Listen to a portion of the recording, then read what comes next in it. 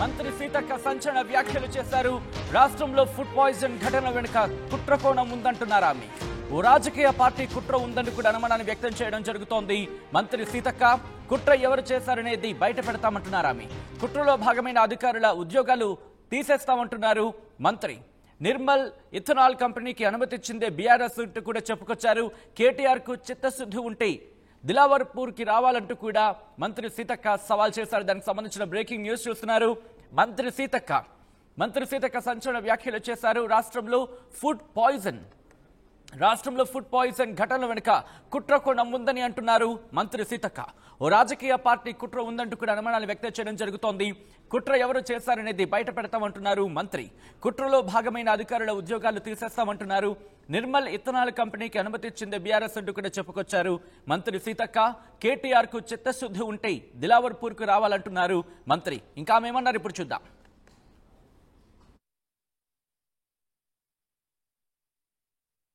ఇవాళ గురుకులాల గురించి కూడా మేము చెప్తా ఉన్నాం.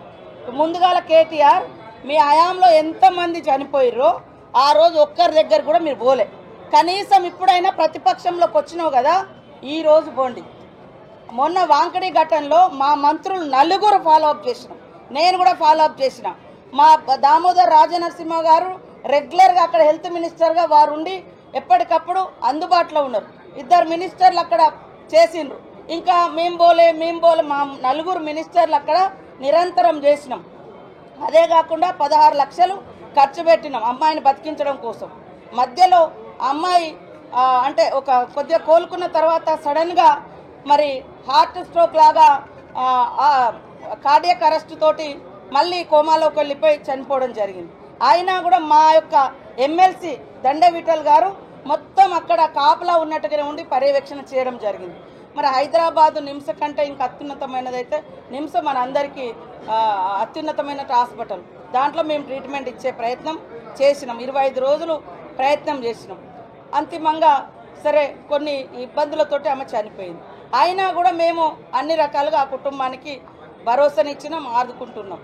కానీ మీ హయాంలో ఒక్క పిల్లగాడు చచ్చిపోయినా, ఒక్క అమ్మాయి చచ్చిపోయినా, ఒక్క రోజున మీరు ఒక్క మంత్రి అయినా పోయిందా? ఇవాళ మొసలి కన్నీళ్లు గారుస్తున్నారు. ఇవాళ ఈ హాస్టళ్లలో జరిగే వాటి వెనుక కుట్రలు కూడా మేము తొందరలోనే బయట పెడతాం. ఖచ్చితంగా కొంతమంది హాస్టళ్లలో ఉండేటువంటి వాళ్ళతో కూడా కొన్ని లింక్స్ పెట్టుకొని అవన్నీ ఏమేమి జరుగుతున్నాయో అవన్నీ కూడా బయటికి తీస్తాం. ఆ అధికారులు ఎవరైనా అట్లాంటి వాటి కుట్రలకు తెరలేపితే వాళ్ళ మీద క్రిమినల్ కేసులు పెడతాం. సర్వీస్ నుంచి కూడా రిమూవల్ చేస్తామని కూడా ఈ సందర్భంగా హెచ్చరిక చేస్తాం.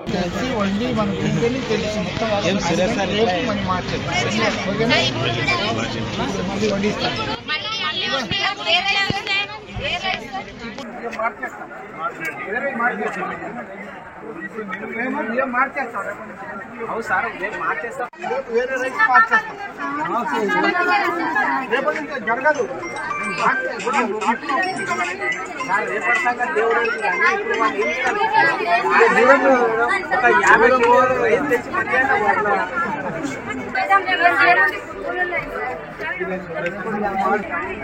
ఇంకా వండిస్తాం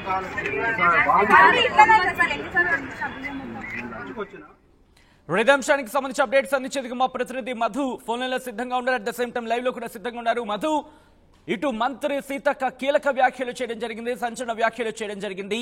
మరి ముఖ్యంగా ఫుడ్ పాయిజన్ వెనుక కుట్రకోణం ఉందంటూ కూడా అనుమానాలు వ్యక్తం చేయడం జరుగుతోంది. ప్రభుత్వం ఇన్వెస్టిగేషన్ ప్రారంభించిందా లేకపోతే ప్రారంభించబోతోందా? ఎగ్జాక్ట్లీ దానికి సంబంధించినటువంటి ఆధారాలు సహా బయట పెడతామనేటువంటి మంత్రి సీతక్క మాట్లాడారు. పదే ఫుడ్ పాయిజన్ కి సంబంధించినటువంటి ఇష్యూస్ అవుతా ఉన్నాయి రాష్ట్రంలో. వరుస సంఘటనలు అంటే దాదాపు రోజుకొక ఇలాంటి ఘటనలు తెరపైకి వస్తా ఉన్నాయి. ఆహారంలో కల్తీ ఉందని, ఫుడ్ పాయిజన్ అయిందని, తర్వాత బొద్దింకలు ఉన్నాయి, పురుగులు ఉన్నాయి అనేటువంటిది వార్తల కథనాలు బయటకు వస్తా ఉన్నాయి. కాబట్టి ఈ అంశాన్ని ప్రభుత్వం చాలా సీరియస్ గా తీసుకుంది. ఉదయమే ఆల్రెడీ ముఖ్యమంత్రి రేవంత్ రెడ్డి అధికారులకు ఆదేశాలు ఇచ్చారు. కలెక్టర్లు రెగ్యులర్ గా గురుకుల పాఠశాలలు, హాస్టల్స్, ప్రభుత్వ హాస్టల్స్ ని రెగ్యులర్ గా పరిశీలించాలి, క్షేత్రస్థాయిలోకి వెళ్ళేటటువంటి స్టేట్మెంట్ చేశారు.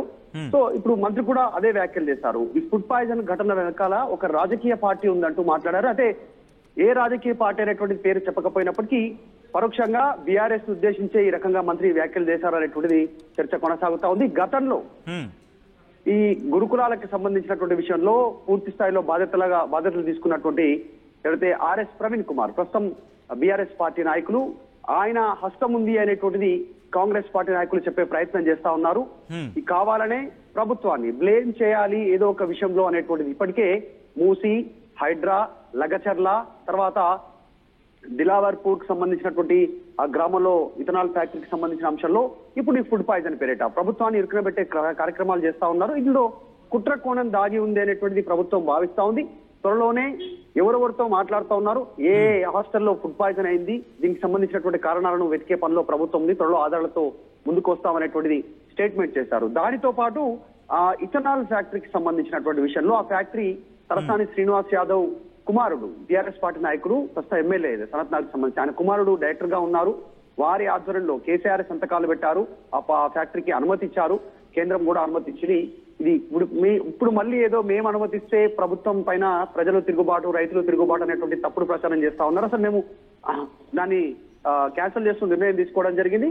కేటీఆర్ ఇథనాల్ ఫ్యాక్టరీకి సంబంధించినటువంటి ఏదైతే ఆ దిలావర్పూర్ గ్రామం ఉందో అక్కడికి వస్తారా అంటూ ఛాలెంజ్ విసిరారు. త్వరలోనే కేసీఆర్ సంతకాలు పెట్టినటువంటి పేపర్స్ ను కూడా త్వరలో రిలీజ్ చేయబోతామన్నట్టు మంత్రి సీతక్క సంచలన కామెంట్ చేశారు. చూడాలి ఈ రెండు ఇష్యూస్ సంబంధించి, ఇటు ఫుడ్ పాయిజన్ ఘటనకు సంబంధించి గురుకులాల్లో ప్రభుత్వ హాస్టల్లో జరుగుతున్నటువంటి తీరు, అటు ఇథనాల్ ఫ్యాక్టరీ విషయంలో జరుగుతున్నటువంటి విషయం పైన రాజకీయ యుద్ధం జరిగే అవకాశం కనిపిస్తా ఉంది.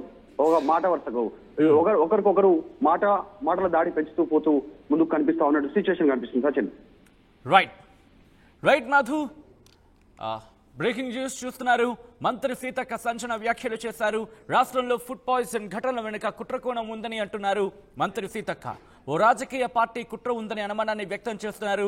కుట్ర ఎవరు చేశారనేది బయట పెడతామంటున్నారు మంత్రి. కుట్రలో భాగమైన అధికారుల ఉద్యోగాలు తీసేస్తామంటున్నారు ఆమె. నిర్మల్ ఇథనాల్ కంపెనీకి అనుమతి ఇచ్చింది బీఆర్ఎస్ అంటూ కూడా సంచలన వ్యాఖ్యలు చేశారు. కేటీఆర్ కు చిత్తశుద్ధి ఉంటే దిలావర్పూర్ కు రావాలంటూ కూడా సవాల్ చేశారు మంత్రి సీతక్క. ఇంకా ఆమె ఏమన్నారో సార్ చూద్దాం. ఇవాళ గురుకులాల గురించి కూడా మేము చెప్తా ఉన్నాం. ముందుగాల కేటీఆర్ మీ హయాంలో ఎంతమంది చనిపోయిర్రో ఆ రోజు ఒక్కరి దగ్గర కూడా మీరు పోలే. కనీసం ఇప్పుడైనా ప్రతిపక్షంలోకి వచ్చినావు కదా, ఈ రోజు పోండి. మొన్న వాంకడి ఘటనలో మా మంత్రులు నలుగురు ఫాలో అప్ చేసినాం, నేను కూడా ఫాలో అప్ చేసిన. మా దామోదర్ రాజనరసింహ గారు రెగ్యులర్గా అక్కడ హెల్త్ మినిస్టర్గా వారు ఉండి ఎప్పటికప్పుడు అందుబాటులో ఉన్నారు. 2 మినిస్టర్లు అక్కడ చేసిండ్రు. ఇంకా మేము పోలే మా నలుగురు మినిస్టర్లు అక్కడ నిరంతరం చేసినాం. అదే కాకుండా 16 లక్షలు ఖర్చు పెట్టినాం అమ్మాయిని బతికించడం కోసం. మధ్యలో అమ్మాయి అంటే ఒక కొద్దిగా కోలుకున్న తర్వాత సడన్గా మరి హార్ట్ స్ట్రోక్ లాగా కార్డియక్ అరెస్ట్ తోటి మళ్ళీ కోమాలోకి వెళ్ళిపోయి చనిపోవడం జరిగింది. అయినా కూడా మా యొక్క ఎమ్మెల్సీ దండ విఠల్ గారు మొత్తం అక్కడ కాపలా ఉన్నట్టుగానే ఉండి పర్యవేక్షణ చేయడం జరిగింది. మరి హైదరాబాదు నిమ్స్ కంటే ఇంకా అత్యున్నతమైనదైతే నిమ్స్ మన అందరికీ అత్యున్నతమైన హాస్పిటల్. దాంట్లో మేము ట్రీట్మెంట్ ఇచ్చే ప్రయత్నం చేసినాం. 25 రోజులు ప్రయత్నం చేసినాం. అంతిమంగా సరే కొన్ని ఇబ్బందులతోటి ఆమె చనిపోయింది. అయినా కూడా మేము అన్ని రకాలుగా ఆ కుటుంబానికి భరోసానిచ్చినాం, ఆదుకుంటున్నాం. కానీ మీ హయాంలో ఒక్క పిల్లగాడు చచ్చిపోయినా, ఒక్క అమ్మాయి చచ్చిపోయినా, ఒక్క రోజున మీరు ఒక్క మంత్రి అయినా పోయిందా? ఇవాళ మొసలి కన్నీళ్లు గారుస్తున్నారు. ఇవాళ ఈ హాస్టళ్లలో జరిగే వాటి వెనుక కుట్రలు కూడా మేము తొందరలోనే బయట పెడతాం. ఖచ్చితంగా కొంతమంది హాస్టళ్లలో ఉండేటువంటి వాళ్ళతో కూడా కొన్ని లింక్స్ పెట్టుకొని అవన్నీ ఏమేమి జరుగుతున్నాయో అవన్నీ కూడా బయటికి తీస్తాం. ఆ అధికారులు ఎవరైనా అట్లాంటి వాటి కుట్రలకు తెరలేపితే వాళ్ళ మీద క్రిమినల్ కేసులు పెడతాం, సర్వీస్ నుంచి కూడా రిమూవల్ చేస్తామని కూడా ఈ సందర్భంగా హెచ్చరిక చేస్తాం.